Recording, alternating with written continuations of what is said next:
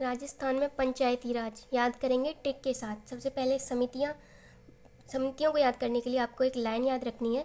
बलवंत संत अशोक जी ने लक्ष्मी थुंगन को गौड़नाथू से मिलाया। बलवंत संत अशोक जी ने लक्ष्मी थुंगन को गौड़नाथू से मिलाया। बलवंत से बलवंतराय मेहता समिति, संत से के संतानम समिति, अशोक से अशोक मेहता समिति, जी से जी के राव समिति, लक्ष्मी से लक्ष्मीमल सिंघवी, थुंगन से पी के थुंगन समिति, गौड़ से गौड़गिल समिति और नाथू से नाथूराम मिर्धा समिति। बलवंत संत अशोक जी ने लक्ष्मी थुंगन को गौड़नाथू से मिलाया। उसके बाद हम इनकी डेट्स याद करेंगे।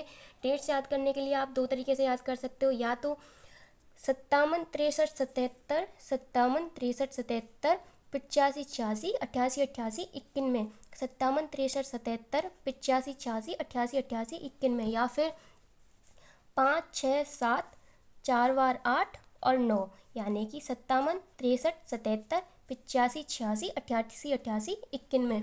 उसके बाद इनकी सिफारिशों में बलवंत राय मेहता ने क्या कहा कि त्रिस्तरीय पंचायती राज होना चाहिए, 3 स्तरों पर पंचायती राज का गठन होना चाहिए। किसने कहा? बलवंत राय मेहता ने। दूसरे नंबर पर के संथानम समिति आई, तो के संथानम समिति ने कहा कि इसके लिए वित्तीय आयोग होना चाहिए, अपना वित्तीय आयोग होना चाहिए। ये किसने कहा? के संथानम ने। फिर अशोक जी आए, अशोक जी ने कहा कि द्विस्तरीय होनी चाहिए। द्विस्तरीय की सिफारिश किसने की? अशोक मेहता समिति ने।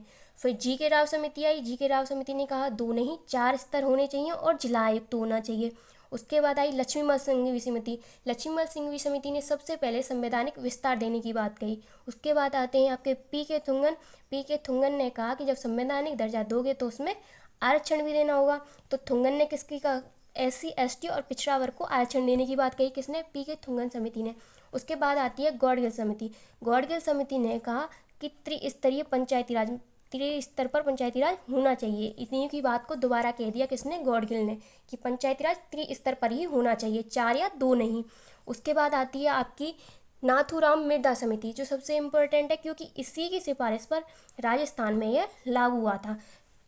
तो नाथूराम मिर्धा समिति आई और लागू करवाया। कब? 22 दिसंबर को लोकसभा में, 23 दिसंबर को राज्यसभा में और 24 अप्रैल 1993 को भारत में लागू हुआ। राजस्थान में लागू हुआ 23 अप्रैल 1994 को।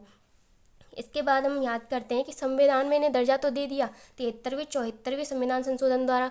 73वें संविधान संशोधन 1993 से पंचायती राज को और 74वें के द्वारा नगर पालिकाओं को। इसके बाद हम बात करते हैं कि पंचायती राज का संविधान में उल्लेख कहाँ है। उसके लिए भी आपको एक लाइन याद रखनी है। 9वें भाग से 11 सूचनाएं आई कि पंचायतों में 243 अनुच्छेद जोड़ो। 9वें भाग से 11 सूचनाएं आई कि पंचायतों में 243 अनुच्छेद जोड़ो। 9वें भाग यानी कि पंचायती राज का उल्लेख कौन से भाग में है? 9वें भाग में। 11 से कौन सी अनुसूची? 11वीं अनुसूची। और अनुच्छेद 243 से 243 तक कुल 16 अनुच्छेद हैं इसमें।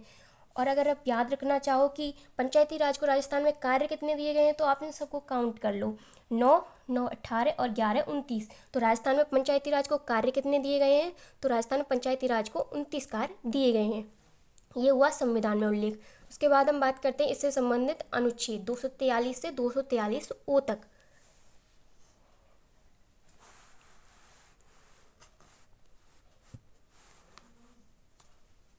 अनुच्छेद 243 में क्या है? अनुच्छेद 243 में केवल इनकी परिभाषा है।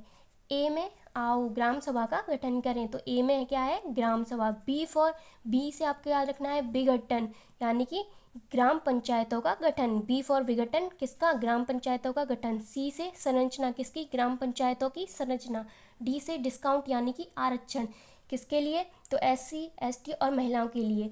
ई से कार्यकाल, ई से कार्यकाल, ई से आपको याद रखना है कार्यकाल। एफ में योग्यताएं, क्या फिक्स करो? योग्यताएं। एफ से फिक्स करो क्या? योग्यताएं। जी से गो यानी जाने दो, क्या करने के लिए? कार्य करने के लिए। जी से जाने दो यानी कहाँ? कार्य करने के लिए।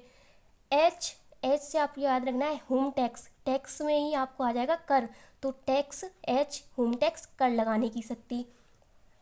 आई से आपको याद रखना है आई यानी कि इनकम, तो इनकम यानी कि वित्त आयोग। आई यानी कि वित्त आयोग। अब वित्त आयोग का गठन हो गया, तो जे यानी कि जाओ संपरीक्षा करो, यानी कि इनकी जांच करो, तो जे फॉर जाओ संपरीक्षा यानी कि जांच करो। के फॉर किसकी? यानी कि निर्वाचन आयोग। के यानी किसकी? के में क्या है? 243 के में क्या है? निर्वाचन आयोग।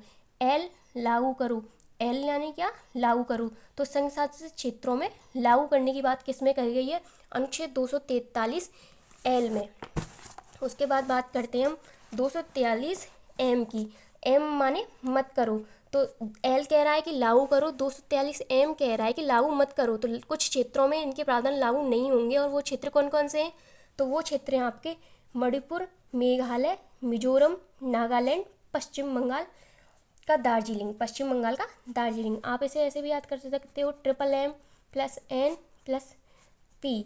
एम से ट्रिपल एम आ जाएगा, तो triple M Manipur, Meghalaya, Mizoram, N for Nagaland और पी फॉर पश्चिम बंगाल का दार्जिलिंग। एन में विधियाँ और ओ में निर्वाचन में उच्च न्यायालय का हस्तक्षेप होगा। निर्वाचन में किसका हस्तक्षेप होगा, उच्च न्यायालय का हस्तक्षेप होगा। उसके बाद हम बात करते हैं राजस्थान में पंचायती राज की समितियाँ। वो तो हो गई ओवरऑल। यहाँ पर राजस्थान में अगर हम बात करें पंचायती राज की समितियों की, इसके लिए आपको एक ट्रिक याद रखनी है, सादिक गिरे हर व्यास को गुलाब देके, सादिक गिरे हर व्यास को गुलाब देके। तो ये सादिक से सादिक अली, सादिक से सादिक अली, गिर से गिरधारी लाल व्यास, गिर से गिरधारी लाल व्यास समिति, हर से हरलाल सिंह खर्रा, हर से हरलाल सिंह खर्रा, व्यास से वी की व्यास, वी के व्यास समिति, गुलाब से गुलाबचंद कटारिया, जो वर्तमान में हमारे प्रोटेम स्पीकर भी हैं, गुलाबचंद कटारिया। उसके बाद हम इनकी डेट याद रखेंगे, तो ऐसे याद कर लो, 64, 73, 88, 10, 11, 64, 73, 88, 10, 11। इन्होंने सादिक अली ने प्रशिक्षण देने की बात कही, किसे, तो ग्राम सेवकों को। किसको प्रशिक्षण देने की बात कही, ग्राम सेवकों को। गिरधारी लाल व्यास समिति ने वित्तीय समिति के गठन की बात कही, वित्तीय समिति के गठन की बात कही। 88 में हरलाल सिंह खर्रा आए, उन्होंने कहा जिला विकास प्राधिकरण का विलय परिषद में कर दो, जिला विकास प्राधिकरण का विलय किस में कर दो, परिषद में कर दो। वी के व्यास समिति आई, उसने कहा कि इसको 5 कार्य और दे दो, इसकी सलाह पर इसको 5 कार्य और दे दिए गए पंचायती राज को राजस्थान में। तो वो 5 कार्य कौन कौन से थे, वो भी नॉर्मल है, प्राथमिक शिक्षा, चिकित्सा, कृषि, महिला एवं बाल विकास,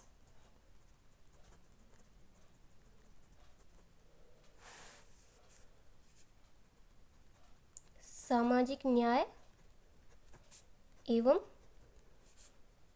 आधिकारिता। तो ये 5 कार्य वीएस व्यास समिति की सिफारिश पर जोड़े गए, वीएस व्यास समिति की सिफारिश पर जोड़े गए। और गुलाबचंद कटारिया ने 2011 में कहा, क्या कहा, तो गुलाबचंद कटारिया ने 2011 में कहा कि सभी कार्य दे दो, राजस्थान में जितने 29 कार्य हैं वो सारे कार्य पंचायती राज को दे दिए जाएं। तो ये है आपका पंचायती राज। क्लास पसंद आए तो सब्सक्राइब जरूर करें। धन्यवाद।